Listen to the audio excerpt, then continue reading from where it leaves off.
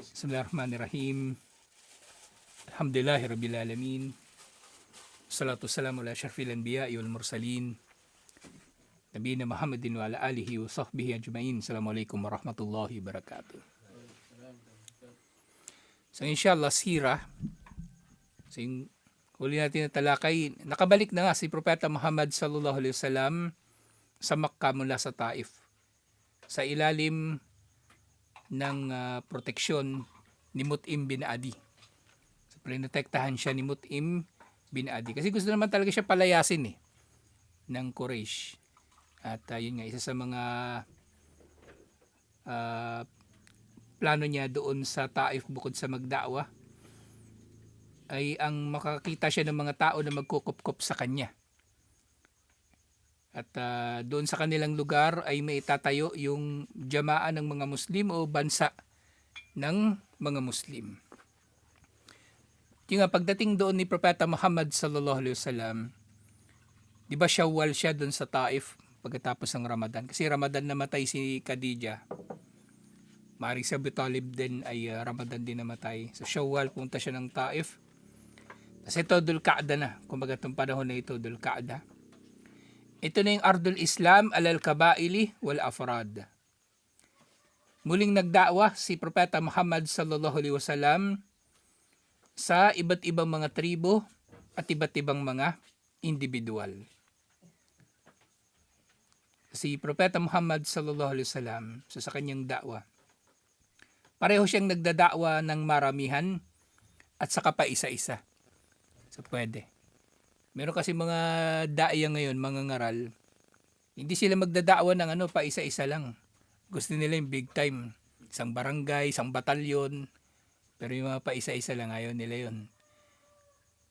Pwede. Kasi kahit si Propeta Muhammad sallallahu alaihi wasallam, ginawa niya yun. At maraming ang ulat na nagdaawa siya ng pa isa-isa lang. Si Addas, halimbawa, doon sa Taif, mag-isa lang naman yun nung kinausap niya. Mag-isa lang yun na kinausap niya.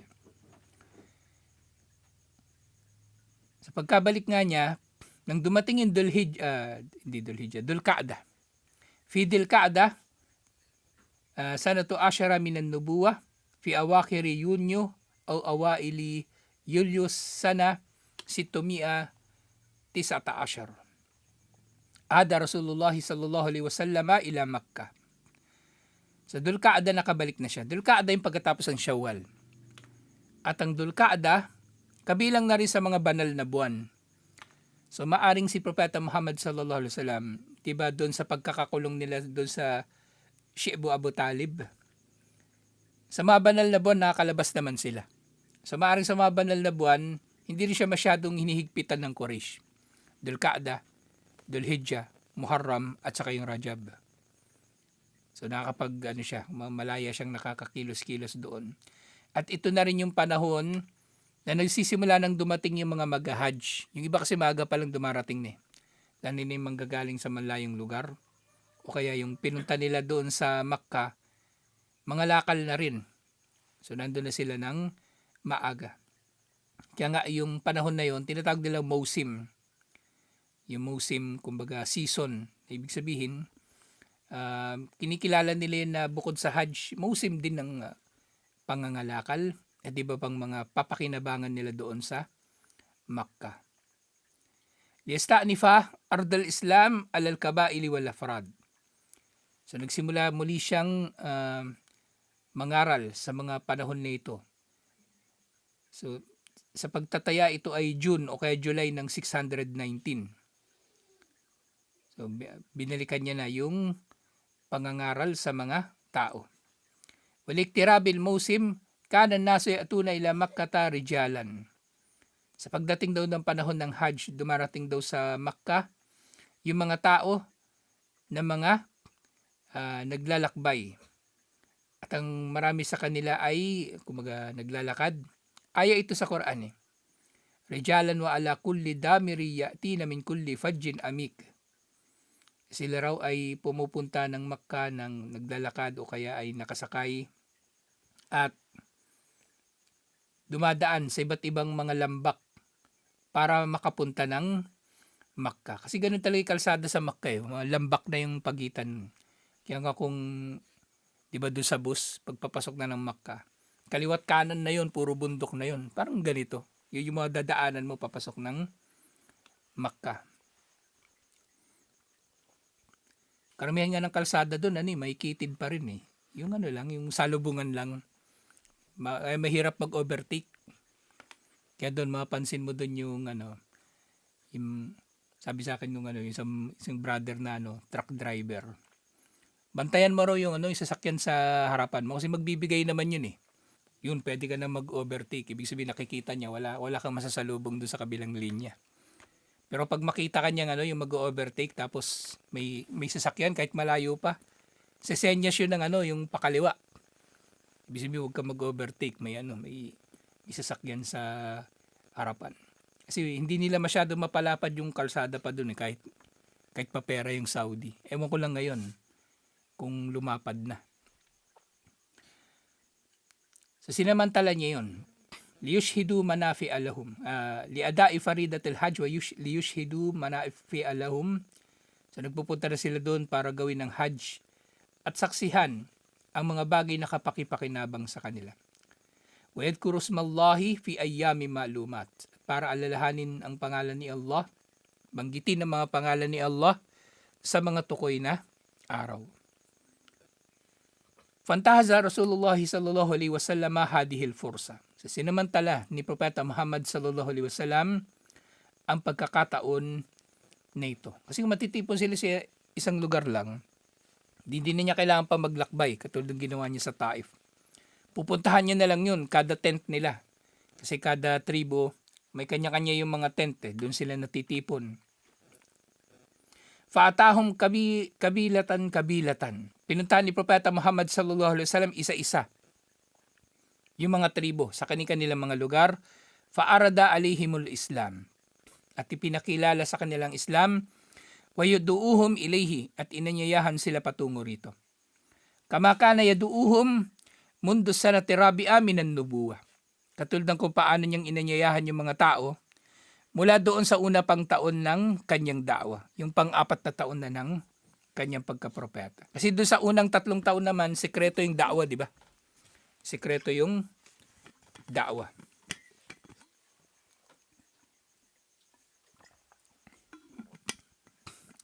Wakad bada'a, yatlubu minhum min hadhihi sana al-ashira an ya'uhu wa yansuruhu wa yamna'uhu hatta yabluga ma ba'athahu Allahu bihi. So, sa kabilang doon sa kanyang da'wa, bukod sa pag-aanyaya niya sa mga tao patungo sa Islam, kinausap niya na rin yung mga tao. Hiniling niya sa kanila, first time niya na hiniling sa mga tao sa 10 taon na ito ng pagkapropeta, nakupkupin siya at tulungan at protektahan hanggang sa upang may patupad niya ang layunin kung bakit siya ipinadal ni Allah. So yung layunin niya doon sa Taif na makakita ng tribo na magkukupkup sa kanya, itinuloy niya dito sa panahon na ito. So yung hangad niya dito, yung katulad nung nangyari nga sa Madina. So biruin niyo yan, Ang dami sanang iba-ibang mga tribo ang nagkaroon ng pagkakataon ng karangalan, na makamit ang karangalan, na sila sana yung magiging Madina, di ba? Ang dami niyang kinausap na iba-ibang tribo. O kung yung Taif, nag-Muslim yun. O di yung Masjid an-Nabawi nasa Taif, hindi sa Madina. At yung iba pang mga tribo na nauna ng kinausap ni Propeta Muhammad sallallahu alaihi wasallam. Marami siyang mga kinausap na mga tribo. Bawa dito sa mga naiulat. Qala az-Zuhri, iniulat ni Imam az-Zuhri. Wa kana mimman yusamma lana min al-kaba'il alladhina atahum Rasulullah sallallahu alaihi wasallam wa da'ahum wa arada nafsahu alaihim. Kabilang sa mga nakikilala natin ng mga tribo na pinuntahan ni Propeta Muhammad sallallahu alaihi wasallam, inanyayahan niya at inalok niya yung kanyang sarili sa kanila. Kumbaga, na sa kanila natitira. Marami. Ito binanggit yung mga pangalan dito. Parang ilan ba ito? Mga 20 na mga tribo. Hindi natin babasahin isa-isa kasi masyadong marami. Falam yastajib minhum ahadun. Walang ni isa ang sumagot o tumugon sa kanya. Na, sige, mag-Muslim kami, tapos tatanggapin ka namin, doon ka lang tumira, paprotektahan ka namin. Katulad ng ginawa ng mga taga-Madina, wala. Kaya bandang huli, yung mga taga-Madina lang yung tumanggap sa kanya at sila'y nagkaroon ng karangalan na maging kauna-unahang bansa ng mga Muslim, ang Madina. So, banggitin na lang natin yung mga detalye tungkol dito sa mga tribo na ito. Actually, mga tribo na ito, kalat-kalat eh. O dito nababanggit yung yung mga taga-Yemen. Kasi nagpunta na sila para sa Hajj. Kahit yung ibang mga malalayong mga tribo ng mga Arabo nandoon. Kumbaga, basta Arabo na sumusunod sa relihiyon ni, nag-aangkin na sumusunod sa relihiyon ni Ibrahim alayhis salam, pupunta doon. Kasi yung mga Kristiyano, may mga Arabo na Kristiyano naman eh, yung mga malapit sa Syria, hindi nag-Hajj yun. Pero yung mga taga-Yemen, yung mga taga-Najran, taga-Riyadh, yun, pupunta na yun ng Makkah. Pero yung mga Kristiyano, syempre hindi sila pupunta doon para mag-Hajj. Bahadihil kabail allati samaha az-Zuhri lam yakun nardul Islam alayha fi sanatin wahida. Pero nga, pinaalala sa atin ni Sheikh Mubarak Puri rahimahullah, itong mga kinausap na ito na tribo ni Propeta Muhammad sallallahu alaihi wasallam na napakarami, hindi ito yung first time na kinausap niya sila. Kahit nung una pang panahon,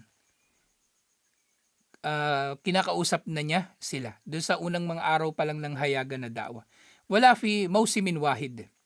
Hindi lang sa panahon na ito ng Hajj o hindi lang sa panahon ng Hajj sila kinakausap. Sa lahat ng pagkakataon, kinakausap sila ni Propeta Muhammad sallallahu alaihi wasallam. Pero yung isa yung naging tugon nila, ayaw nila. Ayaw nila. Biro niya yun, napaka hirap ng kalagayan ni Propeta Muhammad sallallahu alaihi wasallam. Pero syempre, pag may mga ganitong pangyayari kasi, di ba? Naghihirap ka. Pero bandang huli, alam mo naman yung kahihinatnan eh. Magtitiis ka talaga. Maring magdaramdam ka rin. Pero bandang huli, iniisip mo, ngayon lang to, pero bandang huli ay magtatagumpay naman ng da'wa, insyaallah. Kung kailan gugustuhin ni Allah. Yun nga, ilang taon nagtiis si Propeta Muhammad sallallahu alaihi wasallam sa Makkah 13. Sa ika-10 taon na ito, nakilala niya na rin yung mga taga-Madina, pero hindi naman agad-agad nangyari yun. Hindi yun agad-agad na nangyari. Isipin nyo dito, 6 na taon na mula ng hayagan na da'wa. Kasi ka-10 taon nito eh. So 6 na taon nang pinipinsala ng Quraysh si Propeta Muhammad sallallahu alaihi wasallam. Pero hindi pa rin siya nakakakita ng mga tao na tutulong sa kanya. Bal innama kana ma bayna sanati rabi'a min an-nubuwati ila akhir mawsimi qabla al-hijrah. So tuloy-tuloy niyang kinausap ng mga tribo na ito. Mula sa taon ng hayagang da'wa, sa ika-4 na taon ng kanyang pagkapropeta, hanggang sa bago mag-hijrah, kausap niya itong mga ito. 9 na taon, kumbaga, 9 na taon siya na naghahanap ng tutulong at susuporta sa kanya, sallallahu alaihi wasallam. Wala yumkin tasmiyatu sanatin muayyana li ardil islami ala kabilatin muayyana. Kaya dahil dito, hindi talaga matutukoy kailan specifically nakausap ni Propeta Muhammad sallallahu alaihi wasallam isang tribo. Yung mga taga-Madina nga, maaring umpisa pa lang naririnig na nila, nababalitaan na nila ang tungkol kay Propeta Muhammad sallallahu alaihi wasallam. Pero yung nagdesisyon talaga sila, yung malapit ng mag-hijrah, natanggapin si Propeta Muhammad sallallahu alaihi wasallam. Kaya galit na galit sa kanya si Abdullah bin Ubay bin Salul. Kasi Abdullah bin Ubay bin Salul ng Khazraj. Kasi yung Khazraj tsaka yung Aus, lagi sila nagdidigmaan. Sa yung panahon na yun, nagkakaroon na sila ng kapayapaan. Inisip nila para hindi na sila maggera, magiging isa na lang sila. So magtatayo sila ng isang kaharian. Ang magiging hari, si Abdullah bin Ubay bin Salul. Biglang dumating si Propeta Muhammad sallallahu alaihi wasallam. na, napurnada yung pagiging hari niya. Galit na galit siya. Pagdating doon ni Propeta Muhammad sallallahu alaihi wasallam, hindi pa siya nagmuslim eh. Nagmuslim siya pagkatapos ng Badar. Nung nakita niya na malakas na pala yung mga Muslim.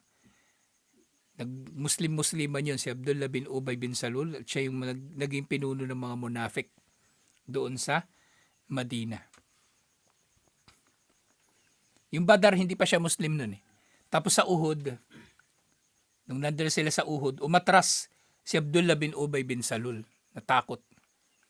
Tinaasahan niya na mapapatay si Propeta Muhammad sallallahu alaihi wasallam sa Uhud, at pagpapatay si Propeta Muhammad sallallahu alaihi wasallam, edi siya na naman yung hari. Talaga yung mga munafik, marami silang pakana. Hindi sila maubusan ng pakana. Siya may pakana nung yung chismis laban kay Aisha, na si Aisha nangalun niya. Siya nagtayo ng Masjid Dirar, yung masjid na tambayan ng mga munafik na naninira sa mga Muslim. Nakalaunan pinasunog ni Propeta Muhammad sallallahu alaihi wasallam. So hindi lang isang panahon ito na kinausap sila. Walakin al-akthar kana fi sanatil ashira. Pero pinakamaraming panahon na kinausap sila, eto na yung ika-10 taon na ng pagkapropeta. Kasi kailangan na niya talaga na umalis ng Makkah. Amma kayfiyata ardil Islam ala hadihil kabail wa kayfa kanat rududahum ala hadal ard faqad dakaraha Ibnu Ishaq fanulakhisuha fima yali. Pero yung tungkol doon sa paraan ng da'wa sa kanila at kung ano yung naging kanilang tugon, nababanggit ni Ibnu Ishaq ang mga sumusunod. Sa unang tribo na nabanggit yung Banu Kalb. At ang Nabiyo sallallahu alaihi wasallam ila batnin minhum. Sa pumunta raw si Propeta Muhammad sallallahu alaihi wasallam sa isa sa mga angkan ng Banu Kalb. Sa isang angkan doon sa Makkah yung pinuntahan niya. Kasi pag naglakbay yung mga tao noon, maramihan sila maglakbay eh. Siguro mga 100, 50, ganun sila karami. Kasi ganung unang panahon, delikado magbiyahe. Pwede kang ma-hijack, pwede kang ma-ambush. Dadaan ka sa yung mga hindi kilalang lugar. Actually, ganun yung kultura nila na hanggang ngayon, ganun pa rin yung kultura nila. Merong mga lugar, yung sabi nila, di ba, hindi raw mapasok ng pulis o hindi mapasok ng sundalo. So, ganun din sa kanila, merong mga ganung lugar. Sa Pakistan nga raw, merong lugar ngayon na natuklasan na naman nila na marami raw mamimina ng mga mineral. Kasi ang Amerika, pag makita ng langis, ano pang papakinabangan nila, umiilaw mata ng mga hayop na yan eh. Nasasakupin nila yun. Nabasa ko kahapon sa balita. Natawa ko sa sa caption ng BBC o yung headline nila. Sabi, yung Amerika daw, gusto daw manghimasok sa na-discovery ng mga mineral sa Pakistan. Yun nga lang, yung lugar na yun, hindi kontrolado ng gobyerno. Kontrolado ng mga tribo. Makikipagpatayan talaga yun. Gobyerno, pwede pa nilang suhulan eh. Kaya hindi sila talaga nanalo sa Afghanistan. Kasi walang susuhulan eh. Walang susuhulan sa Afghanistan. Yung mga nag-trader lang naman noon, kasi Afghanistan, iba-ibang tribo lang din naman eh. Yung mga nakipagkampihan sa Amerika nung 2001, di ba sinakop nila Afghanistan? Mga Shia, karamihan. Yung mga Shia yun, mga nakipagkampihan sa Amerika. Tsaka iba pang mga pamilya na makita mo rin talaga yung dahilan kung bakit sila nag-trader eh. Yung iba doon may mga negosyo ng droga, opium. Yun ang malakas sa Afghanistan, opium. Yun yung mga nakipagkampihan sa Amerika, yung may mga ganong negosyo, mga illegal. Kapagkampihan sila doon. So may ganong kultura hanggang ngayon. Na mayroong mga lugar na kumbaga kontrolado ng isang tribo. Kung maglalakbay kayo, konti lang kayo. Ba, 20 lang kayo. Yung mga ambush sa inyo 200. Patay kayo lahat. Kaya kung maglalakbay sila, maramihan talaga. Maramihan. Kaya ngayon doon sa Badar, di ba, sina Abu Sufyan, nabalitaan niya na yung ambush. Kaya ang ginawa niya, sa halip na harapin yung ambush ng mga Muslim, inilihis niya yung caravan. Ayaw niya makipaglaban kasi hindi ganoon kadali makipaglaban eh. Pagtatanggol niya yung caravan, hindi ganun kadali. Lalo na teritoryo ng kalaban. Kung dadaan nga sila ng Madina, sa Badar, mauubos sila doon. Niliko niya yung caravan. Kaya nakaligtas si Abu Sufyan noon. Ang naubos si Abu Jahal. Kasi dumiretso pa sila noon eh. Sa pagbumiyahe itong mga to, maramihan. At kinausap niya isang angkan doon. So pinuntahan daw niya yung isang angkan. Ang tawag sa angkan na ito, Banu Abdullah. So bukod doon sa tribo, di ba, yung Quraysh, di ba? Yung Quraysh, merong Banu Hashim, yung sina Abu Jahal, Banu Makhzum.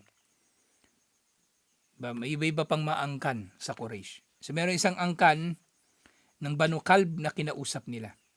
Fada'ahum ilallahi wa arada alihim nafsahu. Inanyayahan niya sila patungo kay Allah at inalok sa kanila ang sarili niya na, kumbaga, doon na siya titira sa kanila. Hatta innahu la yaqulu lahum, hanggang sasabihin niya sa kanila, Ya Bani Abdullah, inna Allah kad ahsana isma abikum. O Banu Abdullah, pinainam ni Allah, ginawang mainam ni Allah ang pangalan ng inyong ninuno, si Abdullah. Falam yakbalu minhu ma arada alayhim. Pero hindi nila tinanggap ang inalok sa kanila ni Propeta Muhammad sallallahu alaihi wasallam. At alam naman natin, kabilang sa inaalok ni Propeta Muhammad sallallahu alaihi wasallam sa kanila actually, kapag nagdadawa siya doon sa mga tribo, binabanggit niya yung pangingibabaw ng mga Muslim. Di ba? Na kapag mag-Muslim kayo, pamumunuan niyo yung mga Arabo. Nagkatotoo naman talaga, di ba? Bandang huli sila na yung namuno sa mga Arabo. Kaya nga yung nandun sa Makkah, nabanggitan natin nung nakaraan, ginagawa itong katatawanan ng Quraysh. Kapag nakikita nila yung mga Muslim, nagpapalakpakan sila. Sabi nila, dito na yung mga pinuno ng mga Arabo. Kasi yun yung sinasabi ni Propeta Muhammad sallallahu alaihi wasallam sa kanila. Na yun nga, sa kasamaang palad para sa kanila, kumbaga, hindi na nila nasaksihan. Konti lang sa kanila ang nakasaksi na nagkatotoo ang sinabi ni Propeta Muhammad sallallahu alaihi wasallam. Kaya nga doon sa Omar series, di ba? May eksena doon. Magkakasama yung mga matatanda ng Quraysh na nag-Muslim. Si Suhail bin Amr, si Abu Sufyan. Tapos tuwang-tuwa si Abu Sufyan. Sabi niya, Nagkatotoo yung lahat ng sinabi ni Propeta Muhammad sallallahu alaihi wasallam. Andun na sila sa Syria, nakapasok na sila ng Damascus. Samantalang takot na takot sila noon sa mga Arabo na Kristiyano sa Syria. Napakasakupin sila anumang oras, anumang araw. Yun nga lang, yung mga Romano, mahina na kasi yung mga Romano nung panahon na yun eh. Pero may mga nagtangka rin talaga na sakupin yung Makkah o yung paligid na lugar nila. May mga nagtangka din, mga Griego, nauna pa sa kanila. Yung di ba, sina Abraha, di ba, tinangkang sakupin yung Makkah. Takot na takot sina Abu Sufyan doon sa mga Arabo na Kristiyano. Di ba, kasi sakupin sila. Pero hindi nangyari yung bagkus sila pa'y nangibabaw nga bandang huli. Pero sa kabila nun, hindi nga tinanggap ng Banu Kalb. May pinuntahan pa siyang isang tribo, Banu Hanifa. So marito na rin yung Banu Hanifa ni Musaylimah al-Kadhab. May napanood ako sa YouTube, historian, sabi niya, yung mga hari daw ngayon ng Saudi Arabia, kumbaga related sila dito sa Banu Hanifa. Pero yung angkan ng mga hari ngayon, yung Ali Saud, ng panahon ni Propeta Muhammad sallallahu alaihi wasallam, mga Kristiyano sila. Mga Kristiyano. Kahit daw si Musaylimah, sila na mga Kristiyano sila noon.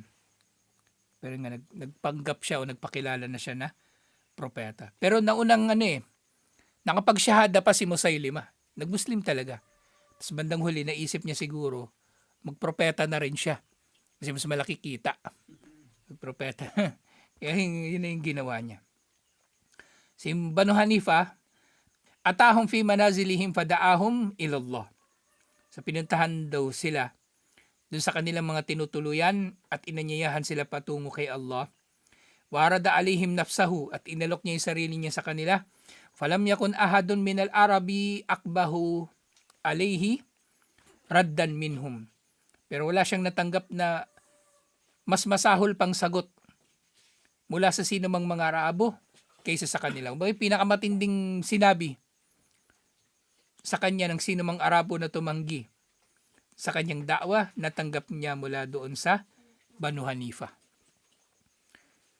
Isa naman, yung Banu Amir bin Sa'sa'a. Ito na yung mga tribo na nabanggit kanina na masyadong marami yung listahan, hindi na natin binasa. Nabanggit din naman yung ibang mga detalye nila eh. Sa Banu Amir bin Sa'sa'a, fada'ahum ilallah. Iningiyahan niya patungo kay Allah. Warada alihim nafsahu. Inalok niya yung sarili niya sa kanila. Faqala, Bayhara bin Firas. Sabi ng isang tao na kabilang sa kanila, si Bayhara, Wallahi, law inni akhadtu hadal fata min Quraysh laqaltu bihi al-Arab. Sabi nung isa sa Banu Amir bin Sa'sa'a, sabi ni Bayhara, sa kay Allah, kung kukunin ko ang lalaking ito na mula sa Quraysh, kakainin daw niya lahat ng mga Arabo. Ibig sabihin dito, paghaharian niya yung mga Arabo. So yun yung sinabi ni Bayhara. At pagkatapos ito sinabi niya, thumma qala, ara'ayta in nahnu baya'naka ala amrik, thumma adharakallahu ala man khalafaka, ayakunu lanal amru min ba'dik. So nakikita nitong ni Bayhara yung kainaman ng pagmumuslim at yung, kumbaga, kasi sinasabi nga ni Propeta Muhammad sallallahu alaihi wasallam, pag magmuslim kayo, pamumunuan niyo yung mga Arabo. So naniwala si Bayhara sa kanya. Pero nga lang may sablay. May sablay. Ngayon, sabi niya, kapag nagtagumpay na, kumbaga kapag nagbaya kami sa iyo, kumbaga nagbaya, di ba, yung katulad ng ginawa ng mga taga Madina, at tatanggapin siya doon sa kanilang lugar, doon sa Banu Amir. Kapag nagbaya kami sa iyo, tinanggap ka namin bilang pinuno. At pagkatapos ay pinagtagumpay ka ni Allah. Pagkatapos kang pagtagumpay ni Allah,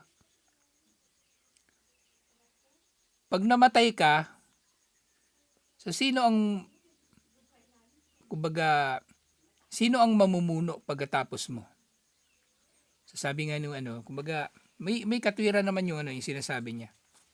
Sabi nga niya, innahnu baya'naka ala amrik, kapag nagbaya kami sa iyong pinangaanyaya sa relihiyon mo, kumbaga, tumaadharakallahu ala man khalafaka, at pinangibabaw ka ni Allah sa mga tumataliwa sa ibig sabihin, matalo mo lahat ng mga kalaban mo.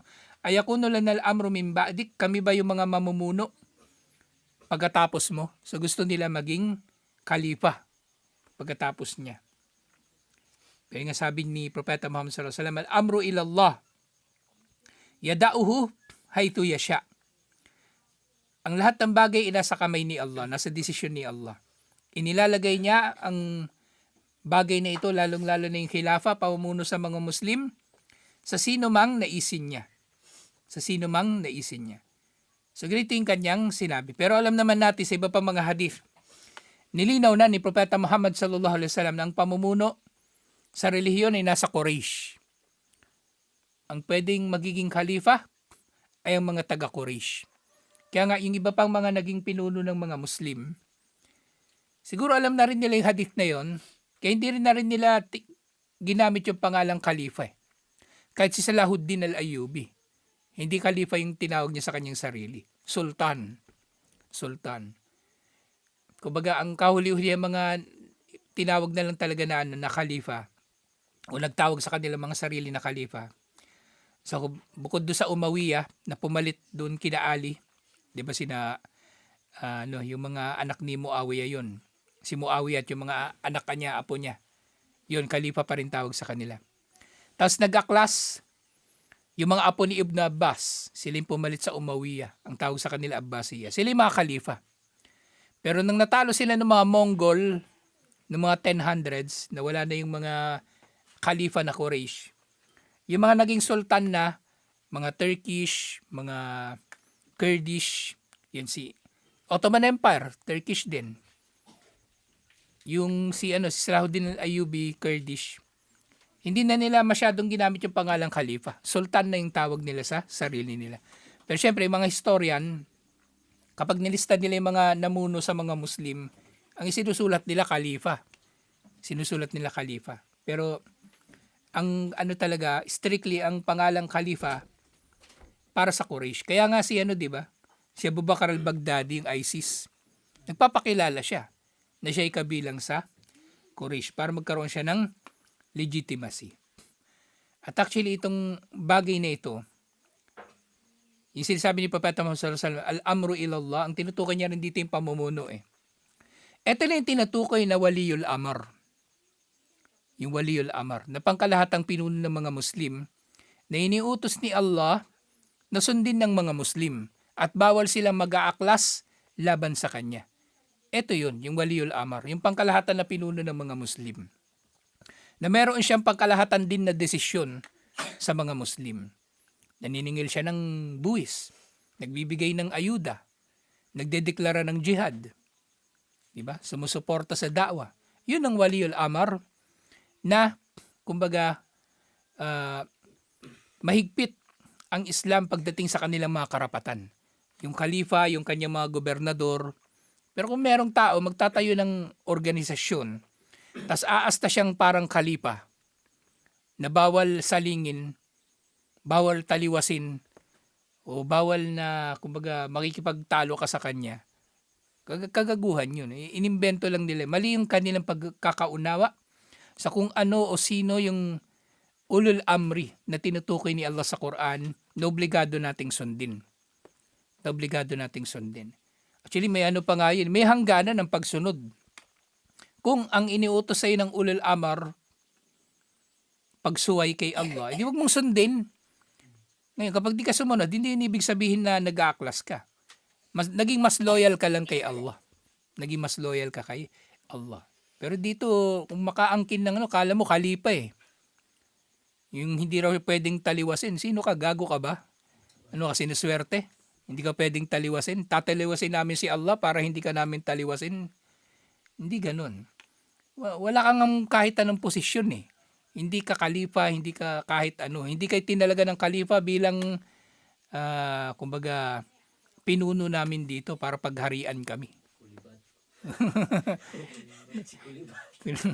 Walang ano eh, walang, hindi kasi nag-aral eh. Kumbaga, kinuha lang niya yung papakinabangan niya. Papakinabangan niya. Kaya makikita mo yung mga masamang pinuno eh. Bukang bibig nila palagi, sundin ng pinuno, sundin ng pinuno. Pero hindi nila ba binabasa yung Quran? Bago pa man sabihin ni Allah na sundin ng pinuno, paulit-ulit din sinabi ni Allah, sundin si Allah at ang kanyang sugo. Sundin si Allah at ang kanyang sugo. Namimili lang sila ng ano eh, yung paniniwalaan, yung kung gabaga, yung papakinabangan lang nila. So ito yung amar na tinutukoy dito, yung pagiging khalifa, pagiging pinuno na pangkalahatan ng mga Muslim. At ito ang katotohanan kung sinong waliyul amr. Pero yung problema sa mga tao, hindi nauubusan ng tao ng dahilan para gawin niyang hari yung sarili niya.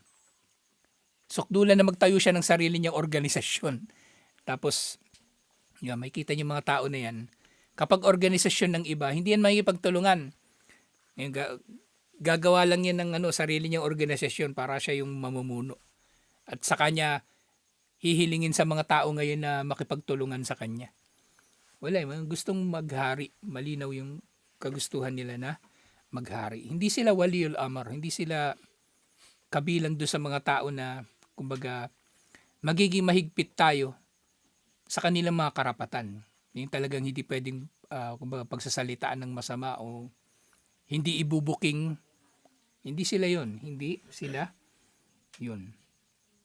Guni-guni lang nila yun. Guni-guni lang nila yung kanilang pamumuno. So sabi muli nito itong ni Bayhara. Faqala lahu,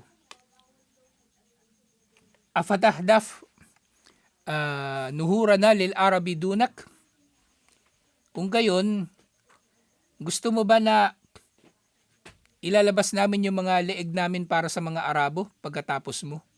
O kumbaga alang-alang sa'yo. Ako, ulitin natin. Gusto mo ba na kumbaga isasakripisyo namin yung mga leeg namin para sa mga Arabo? Alang-alang sa'yo? Dahil lang sa pamumuno mo, mapapatay kami? Tapos, paida adharakallahu, tapos kapag pinangibabaw ka na ni Allah, kanal amro ligay rin na. Tapos mapupunta sa ibang tao yung pamumuno. Kumbaga parang sinasabi, ano ka, sinuswerte? Isasakripisyo namin yung sarili namin sa'yo. Tapos kapag pinangibabaw ka na ni Allah, yung ibang tao yung mamumuno sa halip na kami, la hajata lana bi amrikum. Hindi namin kailangan ang relihiyon mo. So, tinanggihan na rin nila bandang huli. Nakita niya yung kabutihan, pero may kondisyon siya. Gusto namin kami magiging kalifa pagkatapos mo. Pero yun nga, ang khilafa nasa Quraysh. Faabaw alayhi. Dahil dito, tinanggihan nila si Propeta Muhammad sallallahu alaihi wasallam waliyadu billah. So sayang kung sila tinanggap sana nila, di sila yung nasa kanila. Yung Masjid an-Nabawi, pero lahat nga ito ay naitakda na ni Allah. Alhamdulillah. Sa tutuloy natin ito insyaAllah. Assalamualaikum warahmatullahi wabarakatuh.